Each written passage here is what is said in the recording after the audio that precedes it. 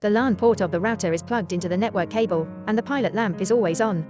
Connecting wireless, AC_to grams or wireless, AC_5 grams. Then enter repeater.net into the login page. The login password is admin.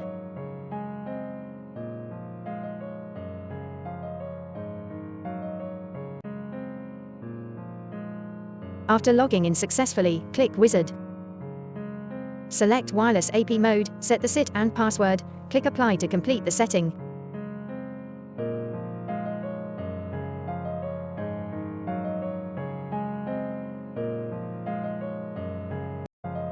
Connected wireless.